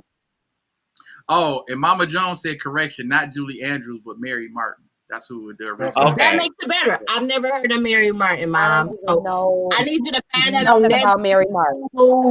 That's the original, like old Real. Right. I Definitely. don't know real. nothing about Mary Martin. that's our parents' generation. That ain't us. Mama, Yeah. you got all them streaming stations. I need you to find it. I've been Oh, quarantined by myself to see you on Christmas Eve. So you better find this to watch on Christmas Eve and Christmas Day. Because you don't know what I'm going through while I'm by myself quarantining to see you and Daddy. Said, you don't know what I'm going through. Well, you better show. Yeah, I need to see this week. I'm shocked no one named my favorite Christmas movie of all time. What's that? Go ahead. Die Hard. Die Hard is my favorite Christmas That's movie. a Christmas movie? Yeah, it And is. you know what? Yes, I saw it is. somebody Yes, else it posted is. about Die Hard not too long ago when people was on this thread arguing that Die They Hard sure were. I was on the same Die thing. Hard is a Christmas movie. it's a Christmas movie. Yep. Die Uh-oh. Hard. We have a question. Jay, what is your question, dear? Oh, your mama said it's coming on Prime next week. So That I'll be off quarantine, Mom, and have it geared up for Christmas Eve when I Have see it geared what up. our new drink what's this called? What's you just call it, Gianni? Oh, the Do Say Nine. Do say not. When I get the ice cream from a store, I gotta go to Baskin Robbins. Ideally, Baskin Robbins has the best kind.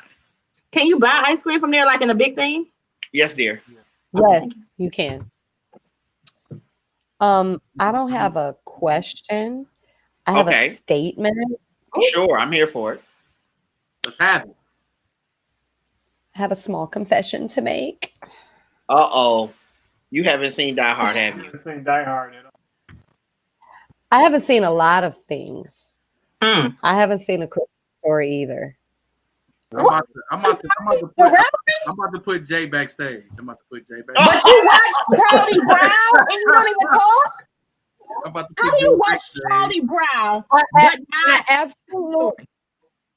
I was introduced to Charlie Brown before I knew A Christmas Story existed. Fair. Miracle Yeah, on that's 34th That's Street. fair.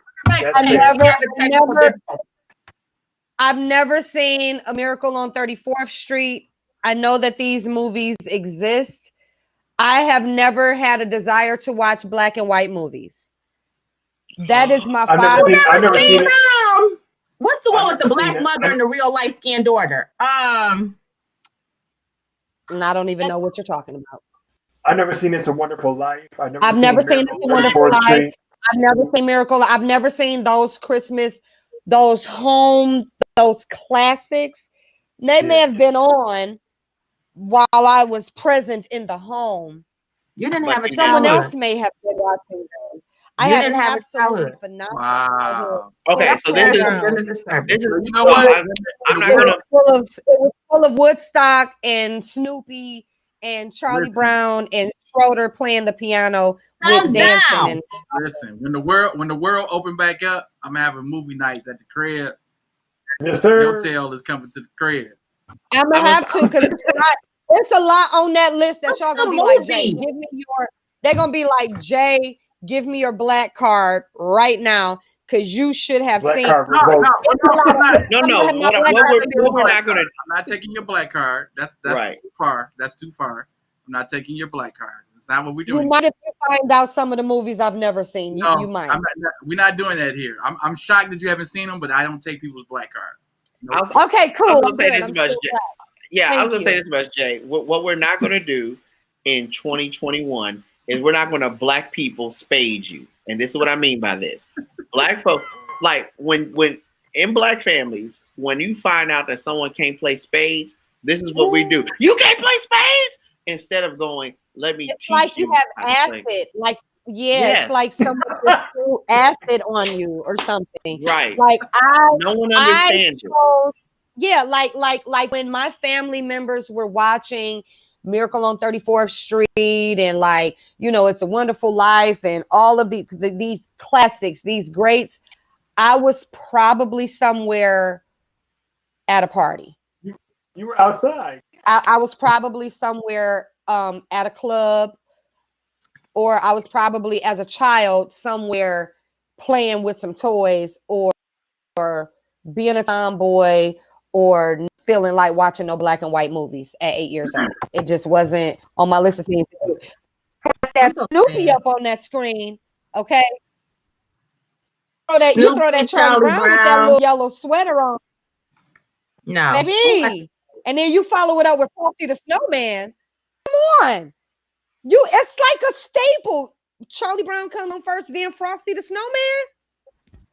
All I gotta say with that combo is I need everybody to watch Imitation of Life. I just Googled it. Imitation of Life is fun. I've never seen that either. Okay, Jay, watch that this weekend. So this is my push about black and white movies, and this is where I get into these real artsy fartsy arguments. Right? I honestly believe that when movie producers had less, the movies meant more. And I think that when you get to cover up CGI and you can go to 40 million locations and money ain't a thing, you can get away with the writing doesn't have to be so good. Right. But like when we really talk about a lot of really good black and white movies, like the Stanley Kubricks, the Hitchcock movies, things, the Wonderful Life, Bogart, like though I feel like the quality is stronger because you have less and you're working with more and you're producing more. Now, mind you, some things, I say this all the time. If you look through it at a 2020 lens, you're like, oh, this is corny because of like the background don't move and everything else. But if you just look at just soul performances, yo, junk is brilliant. Casablanca is ridiculous. I know it's fun. The best if you guys have the time and you have people in your family that are really young, have them watch Home Alone and watch them complain about it. It is the funniest thing in the world. Why would they complain? Okay, so last Christmas, right? I showed my kids Home Alone, my high school students, and they were like, "This movie's dumb. Why can't he just email his parent? Why can't he just email?" And so literally, I had to pause the movie and write all the technology that existed in the 90s. So soon as kids was like, So as soon as kids well, Mr. Clarkson, why don't he grab his cell phone? I just point at the board. They was like, oh, dang, he really is stuck out there. So then it started, that was the only way the movie made sense for them. So Home Alone challenge. Watch Home Alone with kids that are born in the 2010s and just watch them lose their mind because they're going to think Kevin is dumb. Right. Like one of my favorites. That's real. One of my favorites was like, why can't his mama just cash app him some money because she know he ain't got no money? Bored. Oh, they no cash app, Mr. Clarkson. No cash app. No. Now you're getting it. No cash app. Yeah, but the isolation that we as growing up understood Kevin going through, they didn't understand that. Right, Yeah, right, right. At all. That's a fun thing. That's So isolation is no more inside of Major League Baseball. There's a major announcement that happened this week where, of course, the Negro League Baseball League numbers will now be added to Major League Baseball. The issue was that the Negro League Baseball was viewed as an auxiliary league, not even connected to minor league baseball. But now that these numbers have been added, there's going to be some serious adjustments that's happened. We have a hand that is up. Chandra, what's up? Okay, just a little background for those people out there that's watching and don't know. Can you tell us about the numbers for Negro League and numbers from baseball, and how is it different or whatever? Because I don't know.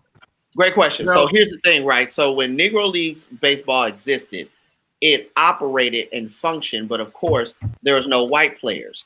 Their stats, their hits, their strikeouts, all those things, those numbers, and they're archived and they actually exist.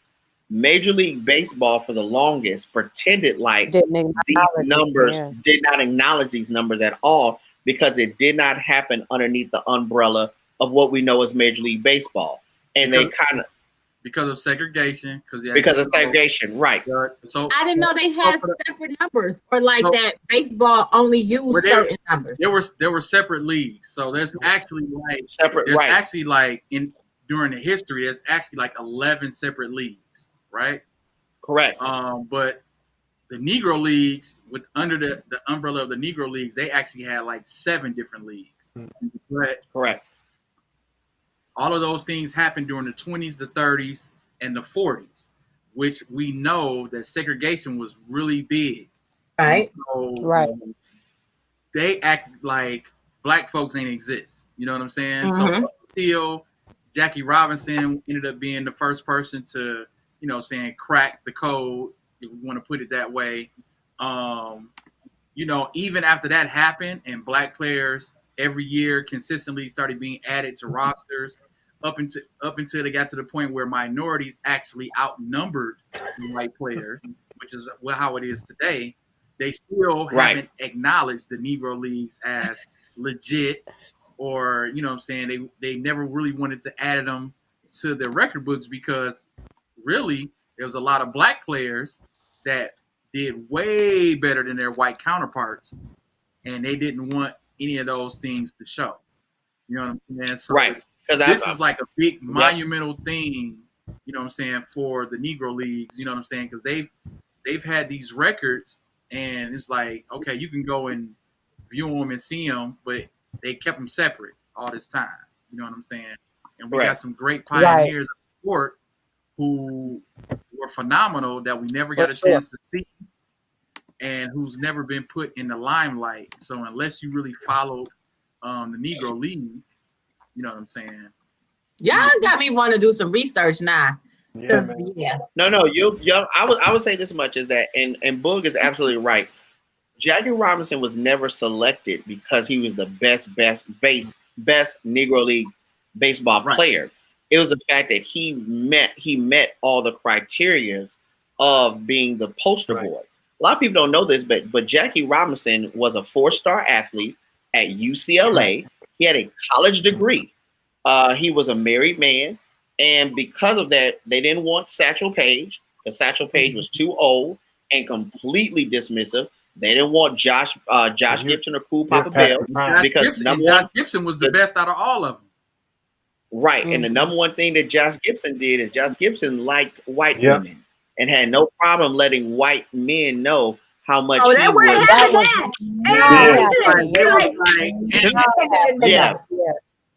Yeah. So like for like Josh Gibson, there's going to be some numbers that are going to be added to his home run total that's going to make a lot of people feel very uncomfortable. In a baseball Hall of Fame lore, people live and die by Sandy Koufax. But Satchel Paige's numbers are going to creep in there, and they're going to really tilt the scale toward of who is really the greatest pitcher of all time. I've always made this joke of anything that before segregation, all white players should have an asterisk by their name. That's just really. All white. Yeah, because you how are you the best of the best when you didn't see the rest? I like that. Yeah, like you can't tell me Sandy. You can't. It's hard for you to tell me Mickey Mantle was such a great hitter when you didn't see Satchel Paige 10 times out of the year. I love it. Okay, I got Right. You know, you can't be the home run king if you really the Prince and Josh Gibson over there and Cool Papa Bell. And I've never heard of those two. Yeah, I honestly believe that literally everybody before segregation should have a star on their name. Be like, man, you were good, but you were like, I can't be the best basketball player in the You weren't everybody. Right. Correct. Right. And it's not like they didn't try to come see you because they did everything they possibly. They even tried to do the National League and American League versus the Negro Leagues, and they was like, It happened one time, and you can blame the failure of the experiment due to Satchel Paige. So Satchel Paige he faced the great Yankees, and his team is up 3-0. He yells at the Yankee dugout and yells at them and says, "I'm bored. Y'all are boring." He walks the one hitter, the 2-hitter, the 3-hitter to get to the Yankees' best hitter. He then yells back in the Yankee dugout and says, "Now we will have some fun." He strikes him out on 3 pitches and throws the ball in the Yankee bullpen and yells again, "Y'all are boring." That is Satchel Paige. That's why we don't hear Satchel Paige. My God, I gotta read up on him. I've heard of him, but I need more. Write it down. Gianni, after knowing Jackie's story and after watching 42, do you think, being that you're a historian, do you think that the major leagues were scared of him? Oh, I think this is what I've always said, is that the number one reason why Negro athletes were never going to get this shot is because we shape sports athletes as heroes. And if a white father is raising a white boy, the poster on the wall is a white man. Can't be the man that looks too close to the person that shines dad's shoes. See, to me, I feel like the reason why this segregation thing happened was due to a lot of marketing.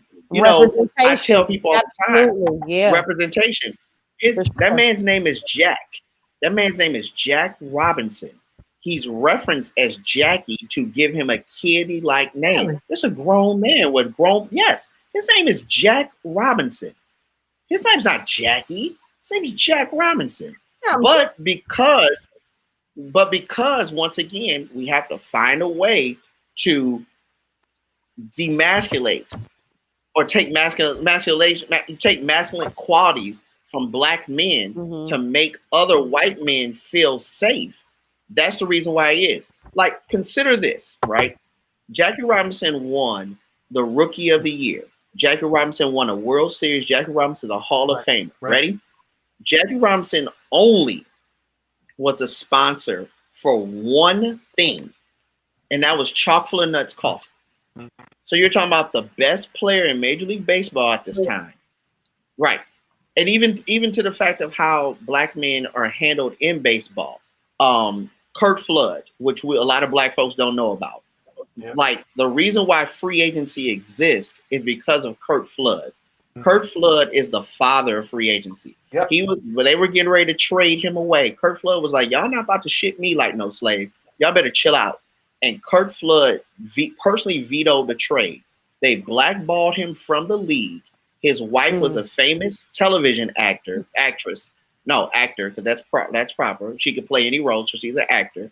But they blackballed her from the league, from television.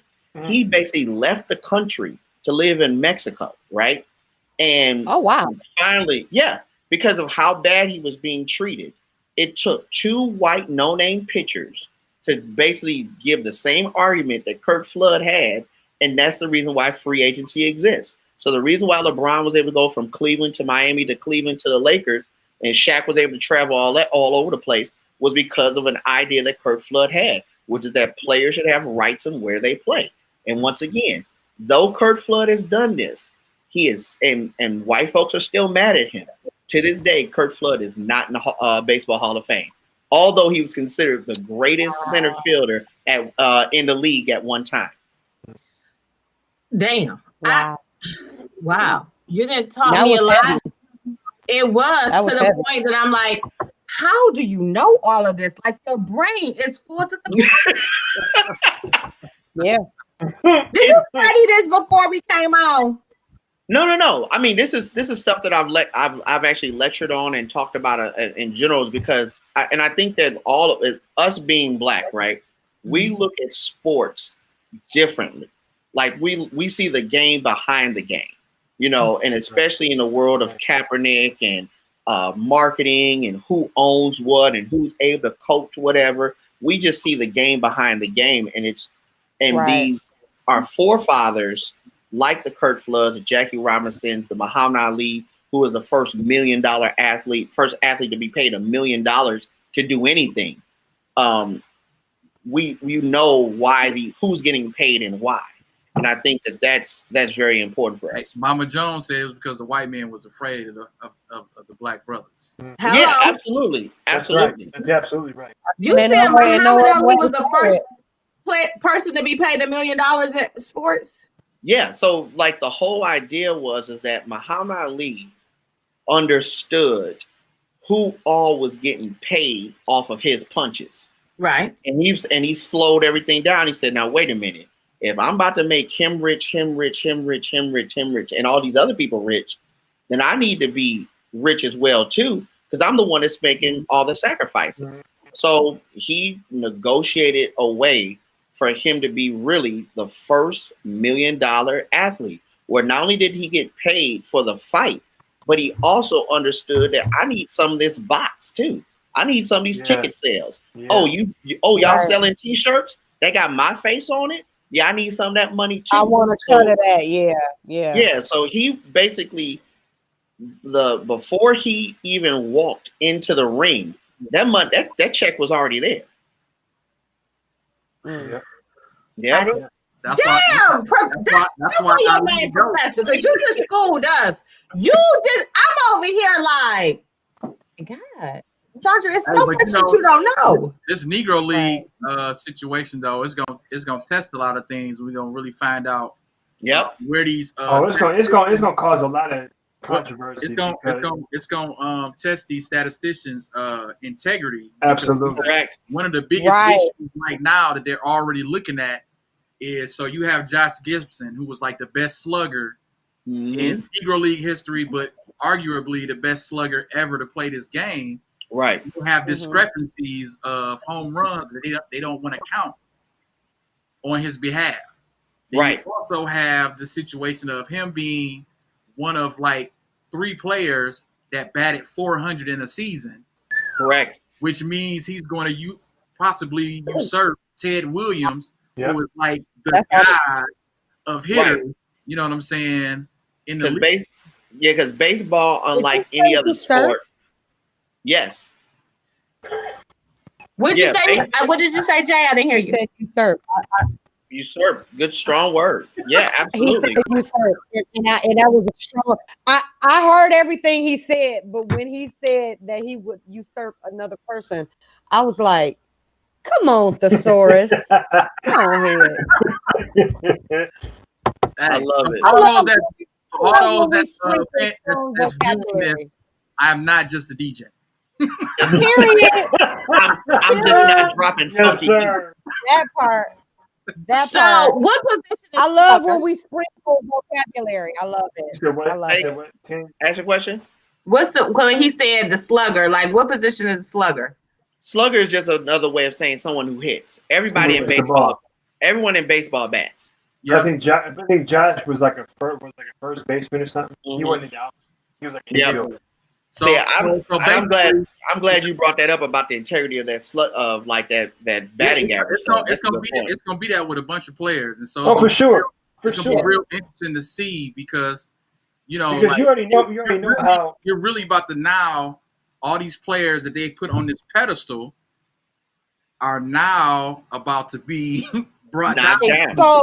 because some of their records is like, oh, okay, he's here. Like they mentioned in this article, like basically if they count not only all of his numbers for slugging and his home runs, that means he knocked out Titans like Babe Ruth. Ruth is gone. Out of the top Mickey 5, Mantle, top 10. Ted Williams. There's a lot of people. The establishment is about to get shook, dog. That's all. The establishment is shook. My number that I'm looking for that I think is going to cause problematic is Cal Ripken's and Lou Gehrig's numbers for games played. Because now the one thing now that right there, I don't think that's ever going to end up being an issue because I was just reading that actually they were saying that because the Negro League how to count because their seasons were a lot shorter. Yeah, even if they played, nobody would have they literally would have had to play like 20 years straight, not missing a game in order to even come close to the games played. So right now, as it stands, the most games played by anybody in Negro League history is like 1700. When you got people like Cal Ripken, like 20,000, 2,400 games. You know what I'm saying? So some of those Iron Man records won't be touched by the Negro Leaguers, but in key things like batting, you know what I'm saying, batting average, slugging, home runs, triples, doubles, steals, stuff like that. It's gonna be a shakeup, and I'm gonna be interested to see, where the integrity gonna be at. You know what I'm saying, as far as those that are in charge. It's gonna force the league. Yeah, it's gonna force the league to come to grips with a lot of alienation that they had, participated in for a number of years without even letting Black people play the league. And then when they did start having the few that they did break the ground and start playing in the league, they were disrespected. They were still treated less than. They have the same level of, conversation and a whole bevy of things. So now when you start pulling all these stats out and you start saying, well, all these years, these people have really been better than your most prized idols, it's going to really jar the foundation of the sport itself, and it's I'm gonna be curious to see how they deal with that. I mean, they starting to change names and stuff. Like I saw that Cleveland now once they're starting to be more conscious about political correctness and things like that, but they really have to come to grips with their involvement in race relations altogether, because it is still considered America's pastime and it is still considered a white man's sport. But when you have Black people come in and dominate the way that they had, even in a league of their own, it still was comparable to the stats this league still currently has. So it's going to be a lot of soul searching and a lot of reckoning that's going to come with it when they have to acknowledge the fact that it's a lot of Black excellence in that sport, period, that accept and acknowledge. I'm ready for it though. Absolutely. If you ever find a time, and it's a play that I did in college, and this is where I fell in love with the Negro League. It's a play called The Last Season by Christopher Moore, and it talks about how the Jackie Robinson it's a play that follows the Negro League champions called the Kings, where because Jackie Robinson is now moved over to the Major League Baseball, how it destroys the Negro Leagues, because now everyone's trying to make that jump into the Negro League. And how like players are like skipping games to do everything in their power. But it's a really, really, really, really good one. It is every bit of 11 o'clock. I see that it is officially struck. And all right, there it is, y'all. That was a great show. I had fun. That is like the best. Like, okay, stop. We're done. No, because in my mind, I'm always producing, and I'm like, okay, there it is. It's 11. It's all good. The conversation got good. I like that I added that topic, because I was like literally like when I was sending it, and I was like, whoa, this is actually a big deal. So let me add. Absolutely. Because it's Absolutely. happening right now. Yeah, for sure. Yeah. So anybody that's paying attention and you watching, make sure you go ahead and just look up the information about the Negro Leagues and do your research about our black heroes that have been ignored for so long, but now are actually going to get some of the credit that they deserve. I hope all of the credit. I'm saying some right now because I still believe there are people who don't want to give them all of this credit, but I'm hoping that they get all of the credit that they deserve. And that they worked hard, for to get during that day, because it was crazy back then. You know what I'm saying? I can't even fathom how hard it was during that time to deal with all of those things that they had to deal with as players. For sure. So do y'all homework. Look up the Negro Leagues. Tangerine, your mama said that we need to give you an assignment for a specific sport topic for next week. And Wait, she always tells me, like, you need to brush up on your sports. You gonna be on that show they talking about sports. I'm like, they know my strengths and weaknesses, and she like, no, you need to know something when you go on there. So she just told my life. Next time, tell me in advance, because I get quiet when we talk about sports unless I hear LeBron. We know we just gonna She's like, what you say about LeBron? Fashion one day, or like something that I can get into. No, for real. Like, I'm gonna just give you a topic, and you know what I'm saying. Give you some. And just take us on a ride. I'm a researcher. You can do your own research, and then you can put your own spin on it. You know what I'm saying? Mama, I'm gonna make you proud. Yeah, you use your own interpretation, and if there's anything that may be, y'all gonna know. Y'all can update me on what I didn't update. Professor G got your back. You know what I'm saying? Listen, don't he? You ain't even. And if it's about music, Brock gonna come on with 1970. That's Brock right there. He's gonna put it together. Okay. So, I'm researching next week. I'm making my mama proud. So I'm gonna think of a topic, or Professor G will think of a topic, and we gonna give you that and let you run with it and do your thing. I'm here for it. Yeah. So that's gonna be fun.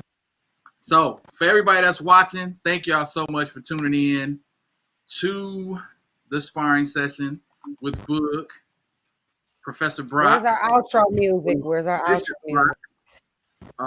Professor G, Miss Tangerine, and the lovely Jay on my grind. Make sure you're following GrooveRadioDetroit.com so y'all can stay in the know of what's going on with the station. Make sure you check out the other shows that are on the station as well. And we'll see y'all next Wednesday. We love y'all, man. Peace out. Yeah. See y'all. Bye-bye. We need us some outro music. Yeah. That El San Diego video was hot, though. I like that song. I'm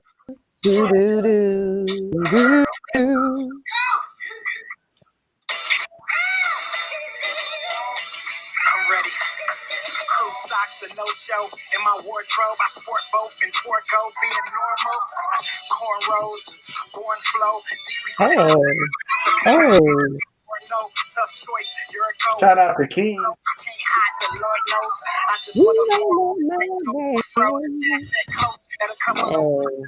I've been rapping, call it repetition. No smut on my rep, I just rep the mission.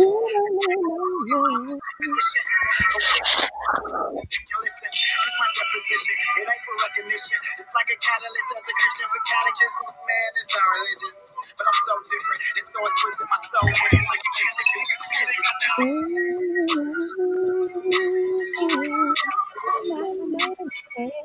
Hey, look at Boog trying to look cool. I don't even see no smoke on that grill. It was smoke on the grill. That was that George Foreman boy. which makes it a dope line. If your perspective in line with the lines on why I wrote that, I let them know that. If my bill costs a G, that can be two ways to see a waste. Let's place the value on how you think. See, to me, the greatest luxury is being free. Still no justice. We show no peace, guns in the air, they literally shooting the breeze. Why the police using both knees? So we use both these middle fingers to scream from the middle of streets. Frustrated we be, we just want to be seen for the beauty we bring. We sing, don't rate me, don't raise me. Don't rate me. Hey. Don't hate me.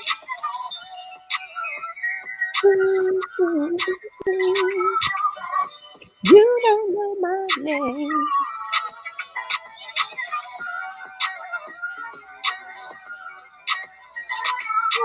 My name. Hey. Dad, we gonna have to be on somebody's song. For real. I'm ready. Peace out, y'all. Thanks for tuning in to the Sparring Session. We'll see y'all next week. Ow, ow. Oh, they left us. Hey.